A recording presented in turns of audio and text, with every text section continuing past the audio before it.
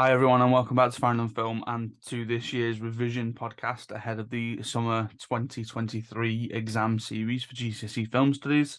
I'm going to go through both papers. I'm going to give you some suggested answers for different elements of film form and question-specific focus, so things like aesthetics for Skyfall, for representation for Tsotsi and all that kind of stuff. And then what I'm going to do towards the end of the episode is give you some general approaches or structure help for answering the questions. Now, before we get started, I think it's important to note that this podcast, this video, whatever it is that you want to refer to it as, is in no way endorsed by the exam board, nor do I have any advanced knowledge of what will be on either paper. And this is just ultimately one teacher's advice on how to approach revision leading into paper one and paper two this year. As we know, all the questions with film studies papers, they are what we refer to as stepped questions.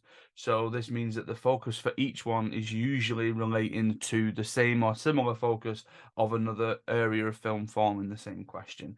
And the level of analysis that is required of you gets a little bit more advanced with each step. And typically, what you're going to be doing is you're going to be naming or identifying something in a 1 or 2 marker.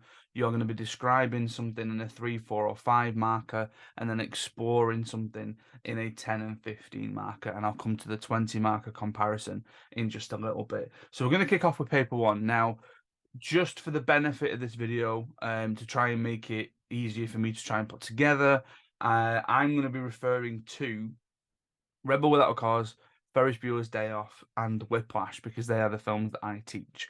So if you're watching this and you're one of my students, it's helpful for you. If you're watching this and you're not one of my students, but you are studying those films, it's still going to be helpful for you. If you're watching this and you don't study any of those films, I'm hoping that if I can be more general with the specific question structure and things like that, that's still going to be helpful, but this might still be helpful for you along the way. So this year's paper one takes place on Friday, the 19th of May, so it's not too far away from when I record this. And as usual, paper one consists of 5 questions across 3 films and the key development timeline. So again, like I say, I'm aligning more towards Rebel, Ferris, and Whiplash for that. So we're going to start with Rebel and Ferris. So question 1 and 2 on paper one. So both of these questions are usually split into 3 small questions, the first 2 of which are a 5-mark split. And now sometimes it's a 2-3 split, sometimes more recently has been a 1-4 split, and then you have a final 10-marker question. Now, the focus for both Rebel and Ferris is genre, with an interest and sort of an intrigue in looking at how that genre has developed over time. So specifically for Rebel and Ferris, it's the teen genre. Now, I know some of the other choices, so you've got things like Grease and Singing in the Rain, so that's looking at musicals. You've got things like Invasion of the Body Snatchers and E.T., so that's looking at the sci-fi genre and how they've developed over time. Now, in the past, some of these questions have focused on things like film form, genre conventions, and characters. Now, what I don't want to do, and I think is good practice for anybody listening to this, whether you're a teacher or a student, is to try and predict what's going to come up on the paper this year. I think you just do yourselves a massive disservice if you sit and just try and think about what's happened in the past, what might happen in the future, is there any gaps, all that kind of stuff. Well, sometimes we might have had a little bit of success in sort of thinking, oh, well, editing's not come up in a while, so maybe this one's going to be on editing. It's not a sort of safe bet to do that at all. You're better off generally revising everything, touching upon all bases, so then you're fully prepared for the exam. Now, I'm going to refer to a key knowledge organizer, all based on film form, that myself and my year 11 class put together earlier this year. Now, what I will do for the benefit of anyone watching this or listening to this is I'm going to put a link to that document in the description on the YouTube video and on the podcast notes. So you'll be able to go and find that document, read the same document that I'm about to read here, and then just make reference to it, keep it, adapt it for the films that you study, all that kind of stuff. So what we essentially did is we looked at Rebel and we looked at Ferris and we looked at key areas that might come up for those questions, especially in the shorter answer questions earlier on. So we picked out cinematography, so camera work, editing, sound, and then we split up mise en scène into costume, props, and settings. And then we added 2 more in. We stuck in genre in there and we stuck character in there. So just to recap those, that's cinematography, editing, sound, costume, props, setting, genre, and characters. Now, what I've done on what we did for each of these films, so Rebel, Ferris, we did it for Whiplash as well. We don't really need to do it for Whiplash, but I'll come to that in a little bit. And we did it for our paper two films, which are District 9, Tsotsi, and Skyfall. So this is what I'm going to refer to for the next little bit. Now, I think this is handy again, like I mentioned, that even if you don't study these films, I think this might be a handy thing for you to go back and to do yourselves, where you're thinking about an element of cinematography that would be good for you to mention in a question, an element of sound that would be good for you to mention in a question, so on and so forth. So we kick off with Rebel, and we're going to start with cinematography. Now, the one that my class always go back to is the Dutch tilt on the stairs during the family argument scene. So this scene happens about halfway through. Jim's just been involved in the Chicky chase sequence where Buzz dies, and he goes back to speak to his parents, and he's trying to get some sort of answers or some truth from his parents, and he's struggling to do that. And the camera does a very specific Dutch tilt during the argument scene with them on the stairs. Now, what I'm going to do is I'm going to identify an element, and then I'm going to give you a bit of a description about the element, which again might help you with that sort of 2-3 split of an answer. So in terms of cinematography, Dutch tilt on the stairs during the family argument scene, and description. So the tilt on the stairs signifies the imbalance in Jim's life, and he's caught between his parents literally and metaphorically. Okay. If we look at editing, so cross-cutting in the aforementioned Chicky chase scene or Chicky run scene, the edit in this scene creates a spatial relationship between Jim and Buzz, creating tension before the crash. So that idea that we can tell that they're racing against each other and all that kind of stuff. For sound, the melodramatic, non-diegetic score at the start of the film. Now, before I describe that one, I just want to come back to the way that I've worded that, or the way that me and my class worded that. So the melodramatic, non-diegetic score, just including that little bit of diegetic or non-diegetic. So diegetic being sound that the characters can hear that comes from inside the story. Non-diegetic being no, they can't hear it. No, they can't hear it. It's from outside of the story. Okay, just including that little bit is an element of film form. It's a key term.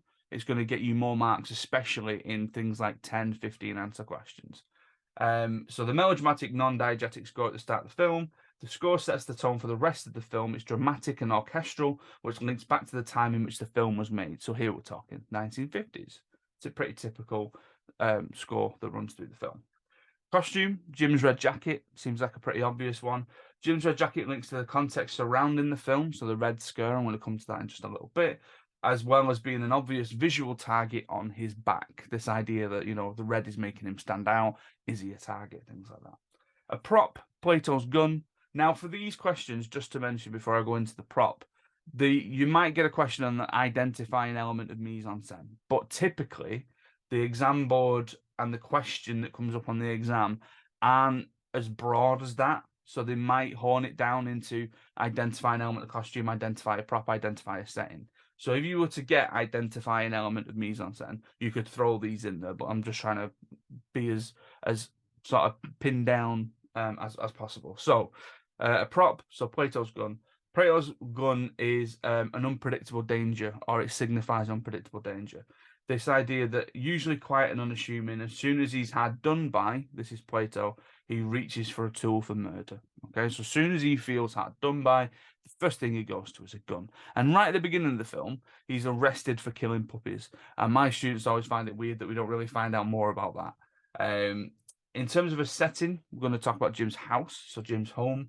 Jim's family home shows the typical 1950s dynamic, which with a TV linking to their wealth, perhaps, and muted decorations. Now, that might link to the fact that Jim's mum makes reference to the fact that they have to keep moving whenever something goes wrong.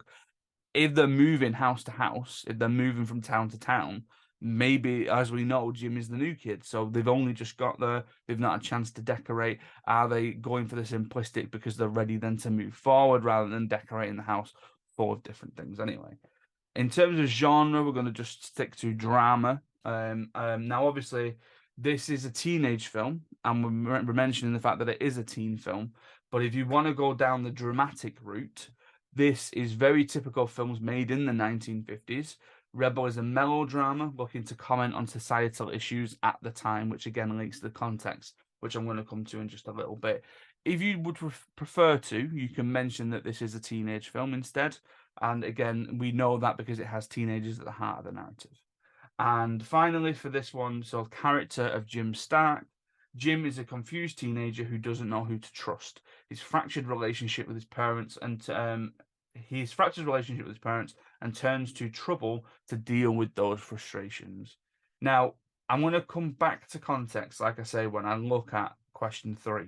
So I'm going to jump forward a little bit and I'm just going to talk about Ferris. Now, what I don't want to do in this section, I want to sort of leave a specific section at the end of the video for structure and things like that, is that I will focus more on how to approach a 10 marker in that little bit. So I want to do the short Rebel ones, short Ferris ones, and then we'll move on to question 3. So starting back up at the top again for Ferris. So cinematography, low angle, looking up at Ferris when he opens his curtain in that opening sequence. The shot shows Ferris like a prince, high in his tower, admiring his surroundings and basking in his success. So his success at that point being, I've managed to get the day off. I've got one over on my parents, essentially.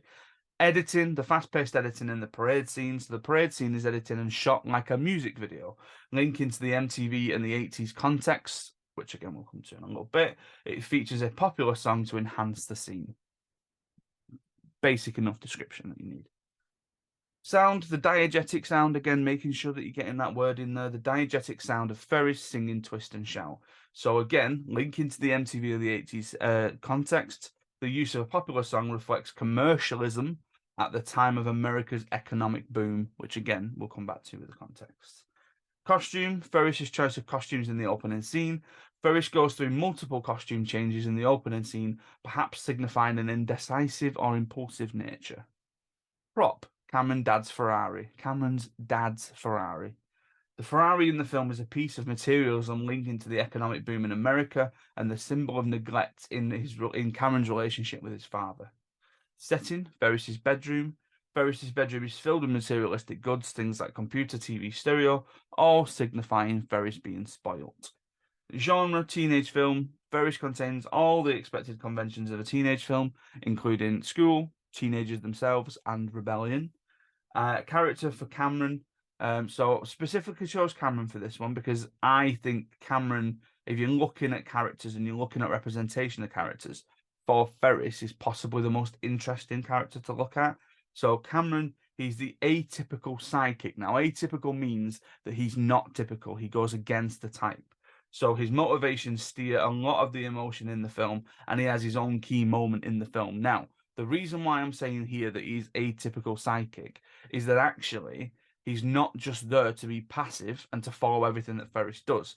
A lot of his emotions lead what happens in the film, and the big key moment he has is when he sort of confronts his dad, but doesn't confront his dad and pushes the car out the window.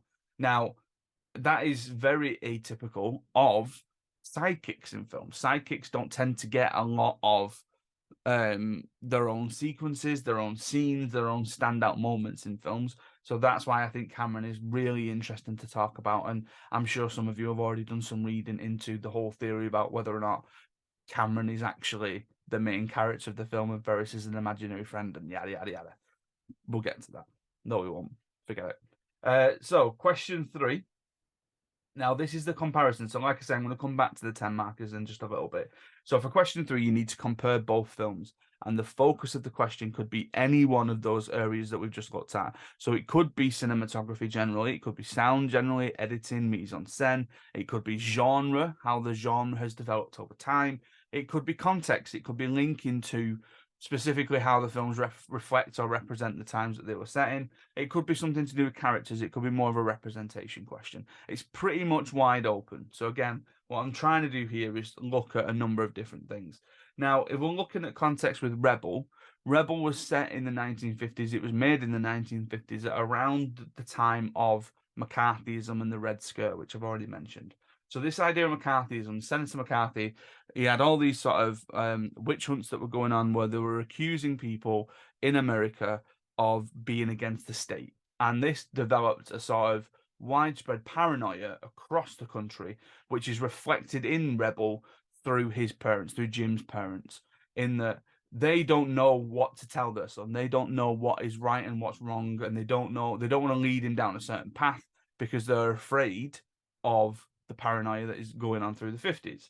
Now, one word that I found doing some research into this, and one word that I teach to my students and we go back to, is this idea of ephibophobia. Now, ephibophobia is the fear of youth. Now, if you were to consider that in terms of Rebel Without a Cause, at the time in the 1950s, a lot of the teenagers, or actually all the teenagers, were really the first time that teenagers were considered to be a sort of social group. Because before that, you had World War II, and then before that, you had World War One. Now, what happens here, and is seen through Jim and Jim's dad, is that Jim isn't fighting in a war. He has no war to fight for. His dad, given his age and given the time that the film is set, will have fought in a war at some point, whether that be World War One or World War Two, and they struggle to relate to each other. They struggle to understand each other.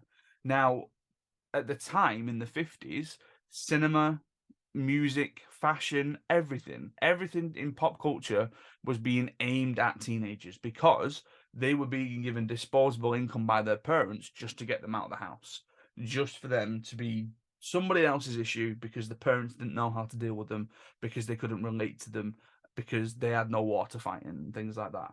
Now, this is all a social commentary. This all links back to the time of feeling like juveniles, especially at that time, were criminals. They were doing bad things in society. You know, they were going, as you see in the film, having knife fights outside an observatory and things like that. So parents were just giving them money, and then Hollywood started as a production line making teenage films to aim towards this new audience that they had in order for them to make more money.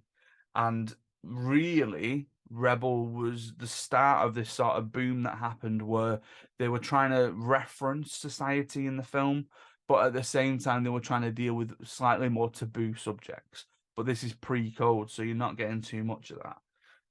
Fast forward to Ferris in the 80s, things have changed drastically at this point. America is in an economic boom, hence all the materialism, hence this thing of the first shot we get in Ferris is this huge establishing shot of this massive house with about 3 cars outside. Actually, 2 cars because oh no, it's three. It's 3 cars. Mum, Dad, Jeannie, possibly getting a fourth car because Ferris needs a car. Apparently, that shows how spoiled he is. He complains that he's got a computer, but actually he wanted a car instead. The films of the 80s were typically teenage films where you would see them as the hero and the sort of main archetype of that narrative, but then you would also see them in horror films getting their heads chopped off by Jason Voorhees and Freddy Krueger. So this was a sort of celebration of teenagers instead of them being victimized later on. America was in a situation where they were winning the Cold War, or at that point they'd already won the Cold War.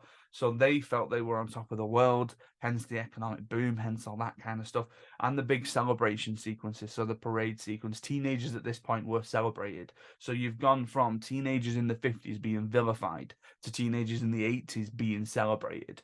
Talk about the influence between the two. And I'm going to come back to structures on this in just a little bit in that sort of end section of the video. I'm hoping that I can chapter this video on YouTube so it makes it easier for people to skip through if they're not interested in some of the stuff that I'm rambling on about right now. So let's move into question 4. Now, again, very, very brief on this. So question 4, you need to recall the events, the key development timeline, and there's a very, very handy video on Ian Moreno-Melgar's Film Studies Fundamentals YouTube channel that takes you through the events of the timeline. Now, this is only 5 marks on the paper. Now, I say that in a sort of dismissive way, but don't dismiss it. Don't forget about it, because as many of my students will agree and attest to, this has been the difference between them achieving 1 grade and not achieving the grade. So make sure that you revise the timeline. Make sure it's stuck in your head.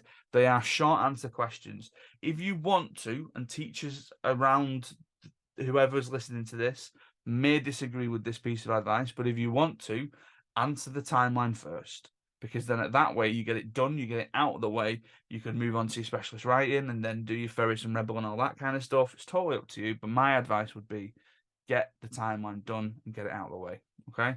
Get it done quickly. So I'm not going to go into the timeline and the events and the timeline and all that kind of stuff here. Go and see Ian's video. It's very helpful. It's very informative and it's very in-depth, as you would expect from some of the stuff that Ian's done.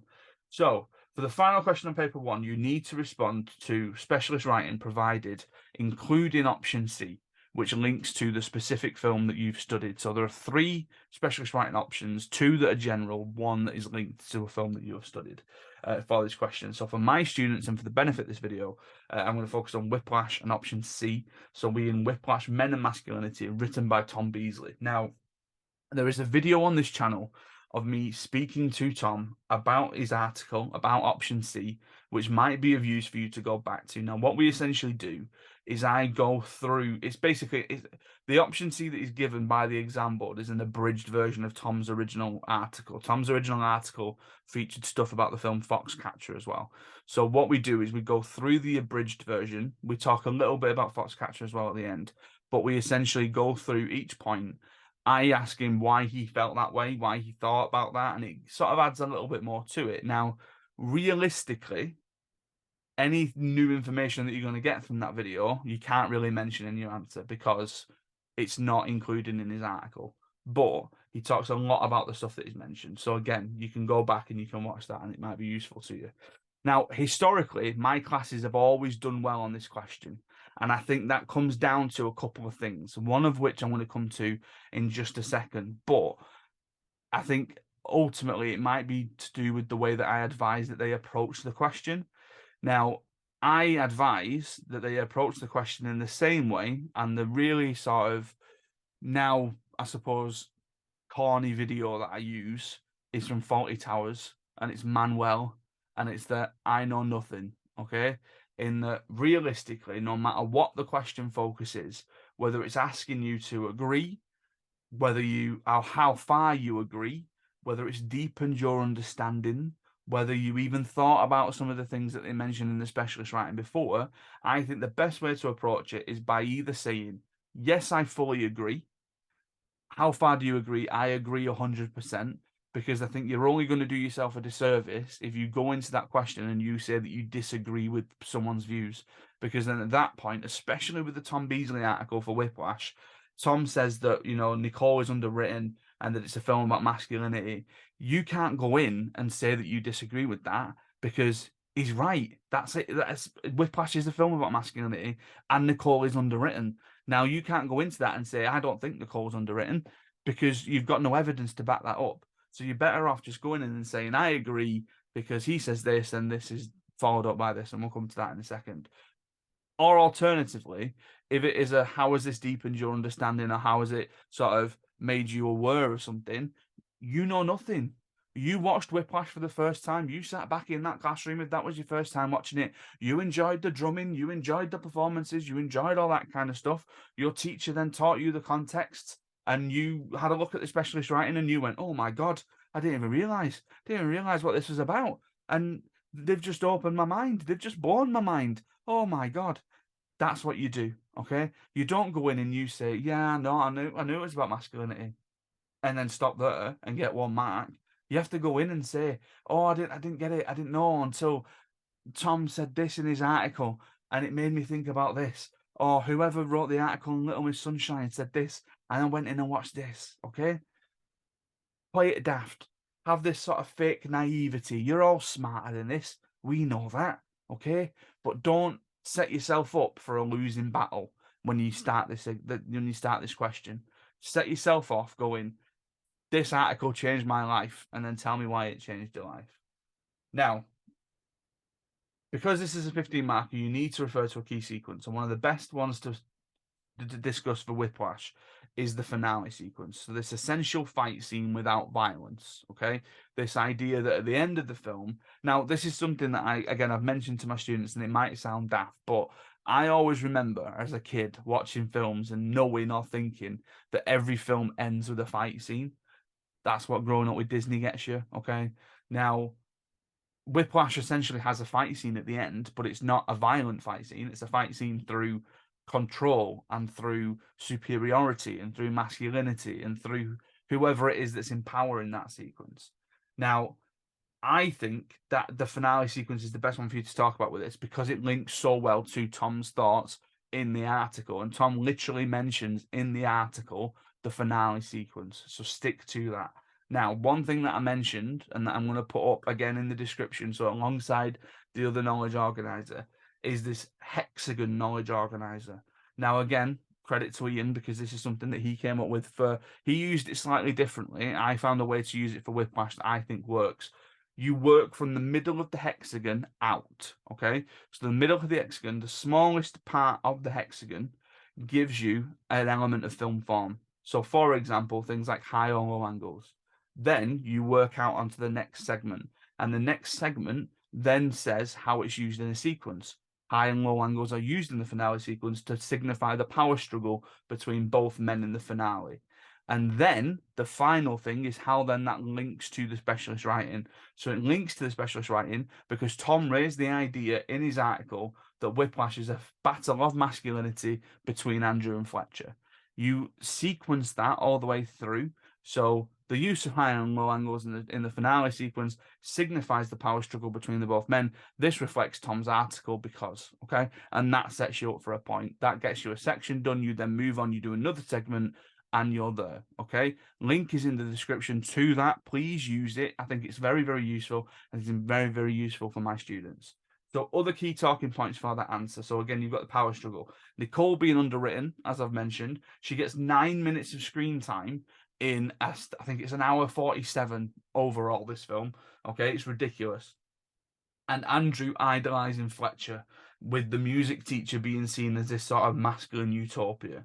So again, it's all about masculinity, further evidenced by Nicole being underwritten, by the finale essentially being a fight scene about a power struggle, and Fletcher, for whatever reason, being this masculine utopia.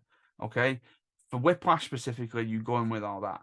For anyone else doing option C stuff, now the sort of the concern here is that we are supposed to teach you all three. We are supposed to teach you option A, B, and C.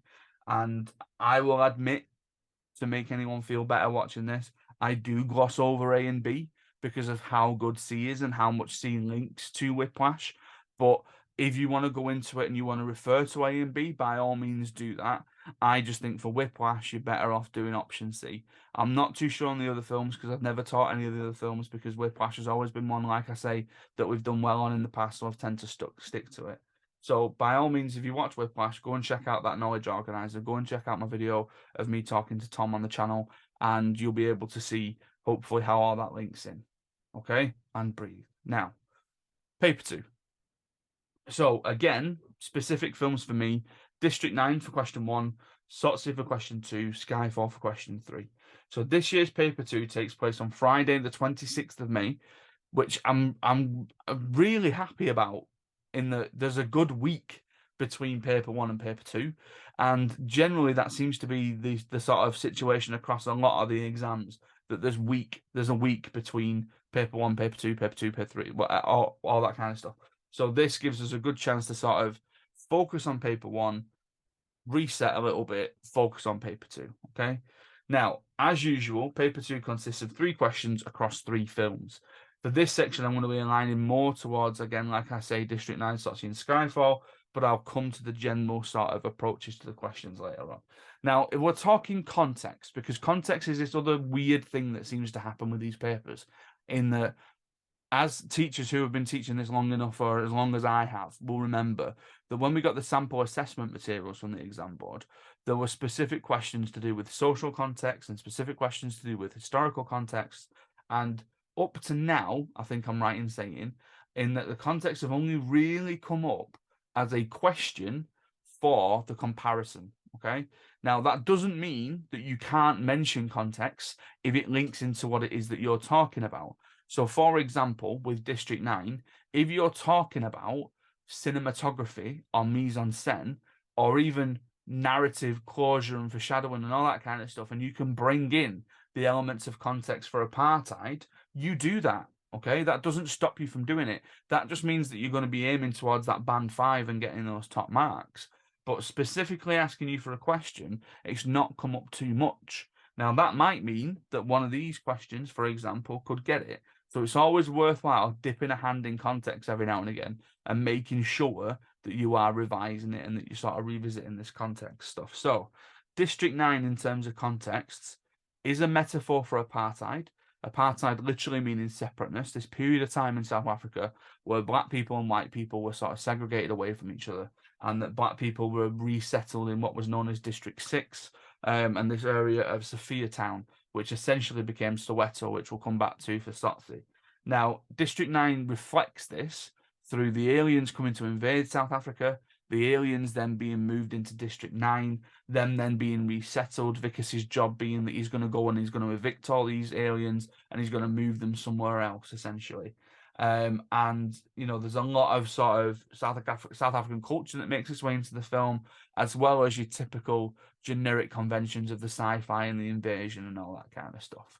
So while we're on District 9, I'm going to go to the Film Form Knowledge Organizer. So if you've picked up that document, this is where it's going to come in handy. So cinematography, close-up of Vicus's eye in the final scenes of the film. Again, another big one for my students that we pick up on.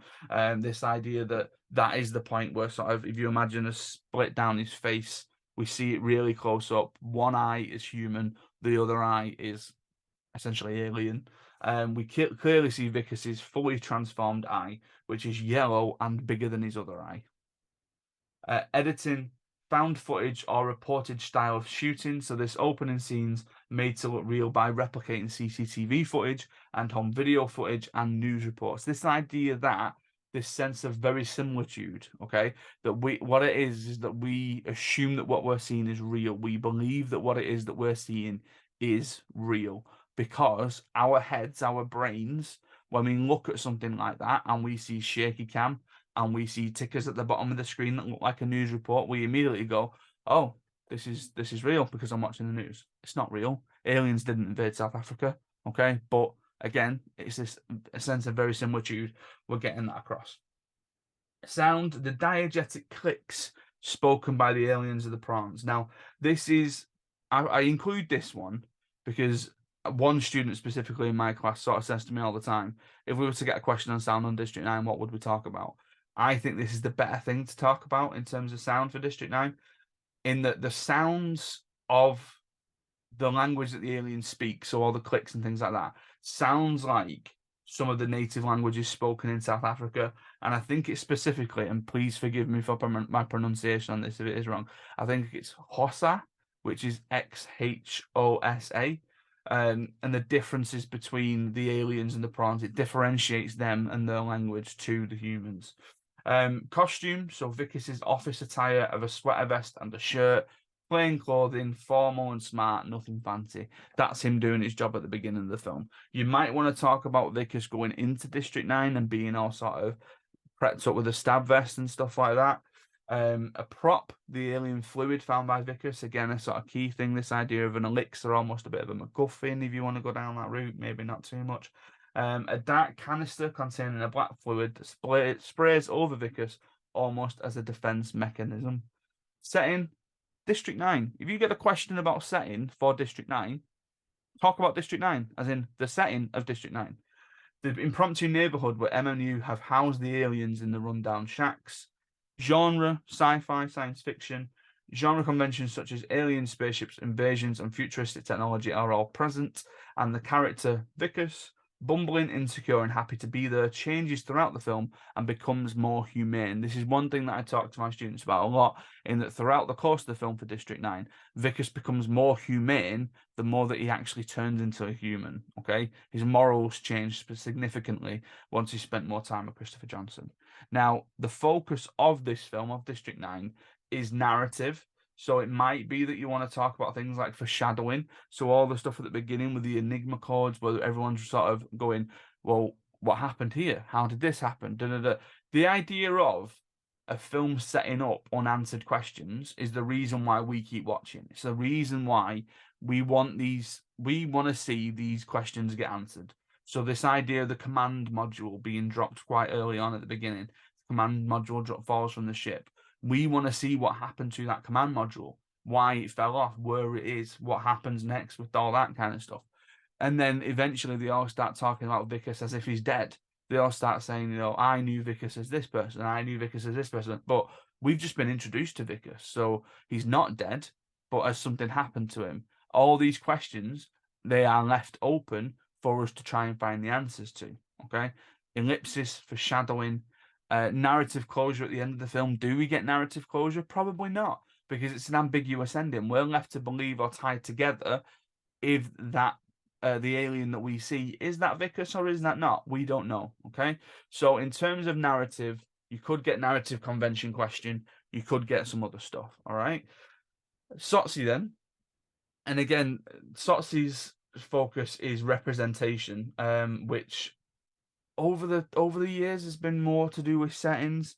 So characters could come up, but again, I don't want to necessarily go into predicting that. So we'll work through what we've done for everything else. So Tsotsi is a post-apartheid film. It's the after apartheid. There are a lot of things that have been sort of the victim of apartheid, including the town of Soweto, in that these people are impoverished, which means that they've been made poor. The Dubes, the parents of the baby that gets kidnapped by Tsotsi, they are nouveau riche, which means that they are newly rich. And again, criminality. I think the thing with Tsotsi, and this is something that I try and instill in my students anyway a lot when we look at Tsotsi, is that he's not stealing because he likes it and because he gets a kick out of it. He's stealing because he has to. He's doing it to survive. He has no other option. Okay, he's got no other things in his life, and then the redemption and the responsibility falls his way with the baby, which we'll come to. Now, cinematography for Tsotsi. Low angle shots of Tsotsi walking through the town make Tsotsi look intimidating or a threat to others. Editing. Cross-cutting of flashbacks to Tsotsi's past. After Tsotsi runs from Suki's bar, we see shots of a younger version of him running in the same direction. So that idea again, it's almost like a cross-cut, okay? But we see older Tsotsi, younger Tsotsi, older Tsotsi, younger Tsotsi. We straight away we know that they're the same person without somebody going, that's the same person, by the way. Okay. Sound, non-diegetic again, making sure that you're getting that terminology in. Non-diegetic Kwaito soundtrack. Kwaito is Kwaito. Now that is South African hip hop that is almost influenced by American hip hop. It's the soundtrack that runs through the film, okay? It links to the context of the film and represents the youth or urban atmosphere being reflected. If we had a South African version of Michael Bublé playing through this film, it would just be jarring because it wouldn't link to the youth or the urban culture that it's trying to get across. The fact that we've got this Kwaito music, we've got this South African hip hop running through the film, that relates to the youth and the representation of those youths that they're trying to get through in the film. Costume. Miriam's bright orange dress. It makes her stand out against the drab and dull colour palette of the town and links to her personality. Miriam is a really good character to talk about because she does stand out against everybody else in the township. She stands out against the way that everyone else looks, and this links to her resourcefulness, which links to props for Miriam, the mobiles. Okay, Miriam tells Tsotsi that the colour of her mobiles reflect how she's feeling. The bright ones are her being happy. The rusted ones are her being sad. Okay, and again, she's making the most out of what she's got.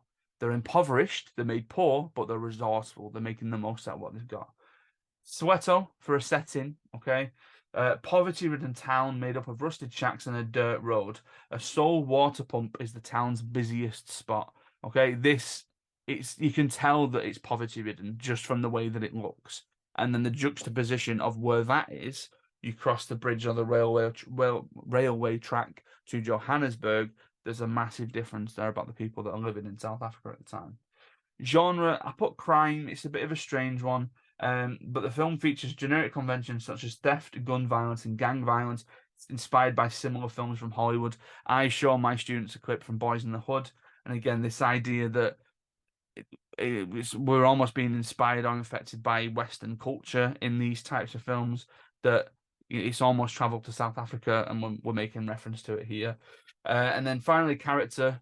Similar to the setting with District 9, and you're talking about District 9, if you get a character question for Tsotsi, talk about Tsotsi, right? The film's literally named after him.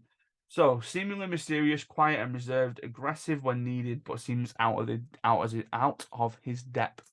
Okay, so this idea that, again, this life has found him because of the way that he was treated by his dad and the fact that he ran away and all that kind of stuff. So how is he managing to deal with it? He's stealing because he needs to. He's stealing not out of convenience but out of necessity. Okay. Yeah, so that pretty much covers it for Tsotsi. And again, I'm going to come back to these 10 and 15 markers, don't worry. So Skyfall. Now, Skyfall, this is question 3, the final question. This is usually the point where my students start to fall asleep. And they get to question 3, and every year I look at the item level data that comes back and the question analysis and all that kind of stuff, and this is where things drop off. Please, please, please don't do that. Okay. I know that it's the last question. I know that at this point you can drop film studies and think I don't have to think of those films anymore because they were all boring, which you're all wrong about, by the way. But please, please, please don't let up on question 3. Okay. Question 3 has the potential to be the highest achieving question because of, I would say, especially with Skyfall, my classes get the blue and orange stuff, they get the colour stuff. There's a lot of marks to be had here, but you will lose those marks or just not even get them if you don't even attempt the question. So Skyfall, again, this idea of a nostalgic reboot, similar to things like The Dark Knight, similar to things like Star Trek. It throws back to the franchise's history. It wants to reinvigorate Bond a little bit after the poor I was going to say poor success, but that doesn't make sense, does it? Poor performance of Quantum of Solace a few years prior to it. And again, we're focusing on aesthetics. We're focusing on the way that the film looks, the cinematography, the mise en scène, the colour, the lighting, things like that. So cinematography, close-up shots of Bond reacting to the therapist saying Skyfall. Now, I specifically put that in because it's one of the only times in the film, really, where we see reaction shots from Bond. Everything else is usually sort of further back, but we get quite close into his face on this. So the purpose of a close-up, generally, is to show smaller detail that might be missed in other shots. We need to see Bond's reaction in this scene because, again, similar to District 9, we then go, what's Skyfall? What does he mean by Skyfall? And then we find out later on in the film. Editing, cross-cutting in the opening sequence between Bond and Patrice. Now, the only reason why I know this nondescript character's name is because my class are very adamant that they need to know every character's name. So Jake, shout out to Jake, found Patrice's character, So the purpose of cross-cutting is to establish a relationship between two shots. We understand that Bond is chasing Patrice, similar to the Chicky chase scene in Rebel. Sound, non-diegetic score, there it is again, non-diegetic score to use to establish new locations. When Bond arrives in Shanghai and Macau, there's a slightly different musical motif used to establish the difference in the settings. I really like that, in that you almost get a sense of where you are. The Avengers films do it quite well. And when I teach sound and motifs, I do a bit from Infinity War where you see Guardians the first time, and there's a popular song playing. Popular song, I sound about 50. You also see the African drums when we get to Wakanda for the first time and all that kind of stuff. And Skyfall does that pretty well as well. Costumes, James Bond suits. So the suits worn in films can symbolize Bond's professionalism while linking to his wealth. He and Silver were contrasting colors, which again is good to come back to the relationship between those two.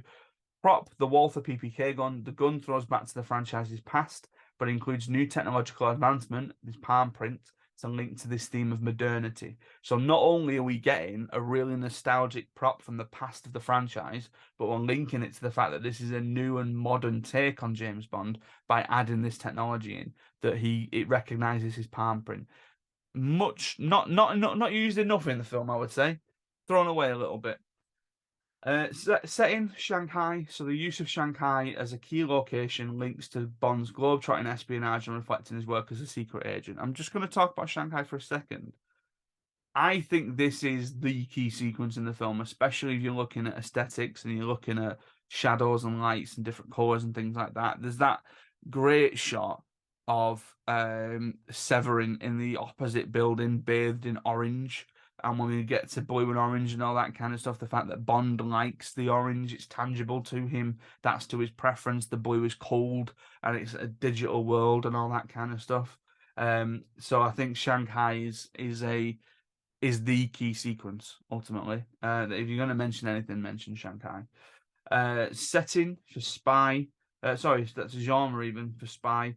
The Bond films like Bourne, Jason Bourne, and Mission Impossible have become a genre within themselves, whilst combining conventions from action and thriller genres. So it's a bit of a weird one in that They're essentially their own genre, but you can't really say that, so just refer to them as spy films. And then character, James Bond, okay?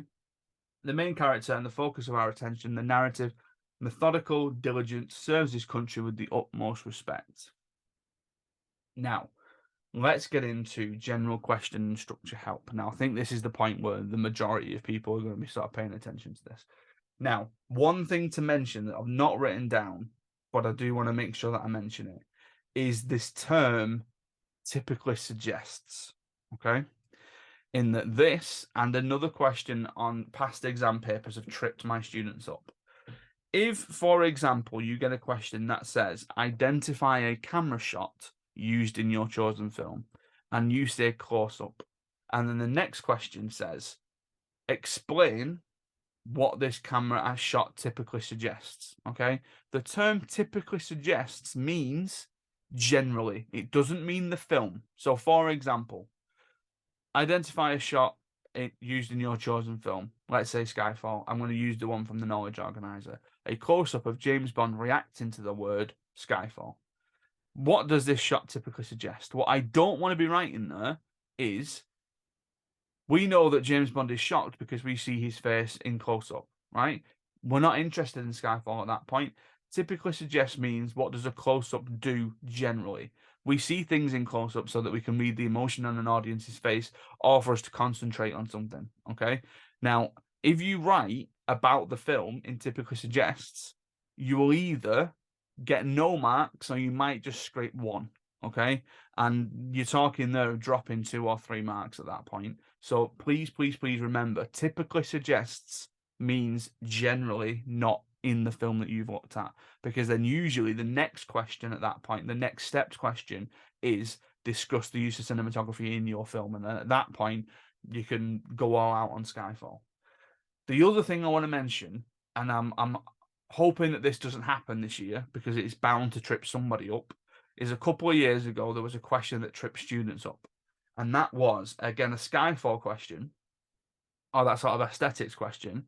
It was identify a camera angle used in your chosen film, and then discuss how this camera angle is used. Now, obviously, camera angle, we're talking high angle, we're talking low angle. I think they included Dutch tilt in the bird's eye view, things like that. An angle is not a shot. An angle is not a distance. So don't be writing for things like that, close up, mid shot, long shot, all that kind of stuff. Because what happened in that exam series is anyone who wrote a shot for the angle question got it wrong immediately. And then because they wrote a shot for the first question, then got no marks on the second question because they can't talk about an angle at that point because they've mentioned a shot in the other one. So please, please, please be careful and please, please, please make sure that you are reading the questions. Otherwise, you are going to get tripped up all the way through. Now, general structure help and things like that. You should make explicit reference to a key sequence in a question that is worth 5 marks or more. An easy way to do that would be at the start of your answer, a simple sentence saying something along the lines of, the key sequence I'm going to refer to is. And then at that point, you've ticked a box by referring to a key sequence, and it reminds you to make sure that you go back to and mention that sequence. The best way to approach 15 or 10 markers is to try and break them down into 5 markers. So, for example, to begin with, a 10 marker. You would tackle 2 areas, and for a 15 marker, you would tackle 3 areas. So, if you were to get a question asking about the use of mise en scène in Rebel Without a Cause for 10 marks, you could look at costumes for 1 and props for another. You would then start again with these simple introductory sentences. So, the elements of mise en scène that I will discuss are costumes and props. The key sequence I will refer to is the opening scene of the film. Okay, so just 2 simple sentences at the start of your answer. From there, thinking about the opening sequence specifically, you could discuss the formality of Jim's suit against the informality of his behaviour, Judy's red dress and lipstick, and how it potentially ages her, hence the arrest for the costume, hence her arrest, and that's your costume section done with. And then thinking about props, you could discuss the clapping monkey toy that Jim is seen playing with, and the juxtaposition of the toy reflecting his juvenile and childish nature compared with the very adult crime of being drunk and disorderly. Okay? So he's been arrested for a very adult crime, but he's playing with a toy and he wants to keep his toy. Okay, there's a big juxtaposition there about the person that he is. There's also the inclusion of Judy's little makeup mirror, which she leaves behind in the police station, and Jim finds thus creating a connection of sorts between the two characters. So you talk about costume, you talk about props, you've referenced mise en scène. There's your 10 marker. Okay, split it into two. You then do something similar for 15 marker, but you split it into three. So say you get a question on the look or the mood in Skyfall, you split that into three and discuss the use of framing, specifically Bond or M being in the center of the frame, and the importance or the security or the safety that signifies for one section. The use of mirrors, doubles, and reflections to signify the connections between Bond and Silver and the two worlds created in the film. So this idea of a tangible world and a digital world, before then finally discussing the use of color, blue and orange. Okay, so you've got Bond and M in the center of the frame, the use of mirrors and doubles, and blue and orange. Okay, three sections, paragraph each ish. Okay, 15 marks. Done, done. The 20 marker for the comparative analysis on paper one is slightly different. Okay, my advice to you there isn't treat it like 4 or 5 markers. Okay, my advice there is more to do with comparison, because say you get a question about comparing young people in both films and how they are represented in both films. My advice would be to start off with topic sentences before you begin your investigation. So, for example, in Rebel Without a Cause, young people are represented as frustrated and as criminals. In Ferris Bueller's Day Off, young people are represented as loyal but manipulative. Now, doing that gives you then 2 areas of representation for each film for you then to discuss in further detail, again, in this longer answer. So, from here, you then follow a simple pattern. So you've got your 2 topic sentences. You then follow this simple pattern. You go Rebel, Ferris, compare, contrast, conclude. Rebel, Ferris, compare, contrast, conclude. Or film 1, film 2, compare, contrast, conclude. If you don't compare the films together, you're capped at around about half marks, because the comparison is the focus of the question. You need to make sure that at some point you have compared these 2 films together, okay? Using connectives, things like whereas, but, so, the difference between things like that, okay? You could discuss how young people are represented as criminals in Rebel, so the opening scene or the observatory scene. Then how they are manipulative in Ferris, so Ferris feigning his illness. Then compare them together, discussing the angst against authority, so Rooney in Ferris, the police or the parents in Rebel. Then contrast them. So you've told me how they are similar in that they both go against authority. Now tell me how they are different. So the frustrated nature, not knowing where to turn to, and the celebration of them in Ferris. Okay, so just to recap that, because I know that was a lot. So in Rebel, young people are represented as frustrated and as criminals. In Ferris, young people are represented as joyful and manipulative. You then go into film 1. In Rebel, this is how they are seen as criminals. You then go into film 2. In Ferris, this is how they are seen as being manipulative. Then you want to compare them. They're similar because they rebel against authority. You then contrast them. They're different because they're frustrated in Rebel, but they're joyful in Ferris. And then your conclusion could just be something like, to conclude, teenagers or young people are represented completely differently, as in Rebel they are this and in Ferris they are that. Okay, just ties it all together, brings it puts a nice little bow on top of it, if you will. So that's done. Okay. Now, I'm not planning on doing another one of these for this exam series, and my aim is to, I'll do one every year. But if there is anyone listening, if there is anyone who is watching this who thinks I have a question or I have whatever, or whatever it is, leave a comment on the video, email me. So farrandonfilm@gmail.com, or my students, my school email address, okay? If I put this on Twitter and you've watched it and you've got a question or anything like that, tweet me and I'll answer it all there, okay? I don't expect to get a lot. I don't expect to get a load, but if I do get to the point where I feel like I'm answering a lot, I might do another video where I just reference things as sort of like addendum to this. But hopefully this helps. Okay, this is the whole point of this. It's the whole reason why I've put it together. I want this to help, right? The idea of doing this, obviously I did one last year for the advance notice, but we've not got advance notice this year. But the whole point of this is to help, is to support students going into the exam with their revision, to support my fellow film studies teachers along the way. Towards the exam, we've got about 4 weeks, I think, of like sort of school time before the exams start. So hopefully, again, this helps. Podcasts might be more useful for you to be listening to on the way into the exam or in the morning, all that kind of stuff. But again, I hope this has helped. Okay. So best of luck with the exams. Best of luck with both exams. Please, please, please make sure that you answer every single question. Don't leave a question blank. Okay. And again, best of luck. Okay. Stay safe. Look after each other. I'll see you next time.